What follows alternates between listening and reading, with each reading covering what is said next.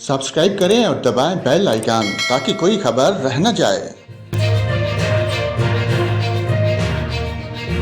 नाज़रीन, आपको बताएं, भारत ने दरिया रावी के बाद दरिया सतलुज में भी पानी छोड़ दिया, जिसके हवाले से पीडीएमए ने हाई अलर्ट जारी कर दिया। पीडीएमए के मुताबिक भारत ने हरीके के मकाम से 95,027 क्यूसेक पानी दरिया सतलुज में छोड़ा। दरिया सतलुज में मुमकिन सैलाब के बायस पंजाब के 7 अजला के मुतासर होने का खदशा है। पीडीएमए ने मुतलका डिप्टी कमिश्नर्स और डिस्ट्रिक्ट डिजास्टर मैनेजमेंट अथॉरिटीज को खत लिख कर आगाह कर दिया। रिलीफ कमिश्नर पंजाब का कहना है कि दरिया सतलुज में निचले दर्जे के सैलाब का खतरा बढ़ गया।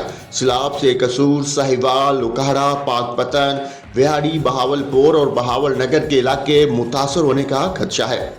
मुतलका डिप्टी कमिश्नर और chairman district disaster management authorities SOP के तहत रिस्पांस प्लान तैयार करें।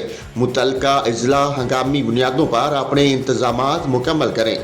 मीडिया रिपोर्ट्स के मुताबिक कुछ रोज पहले तक सतलुज का जो बेड खुश्क पड़ा था, वहां अब बाज़ मकामात पर 20 से 30 फीट तक पानी मौजूद है।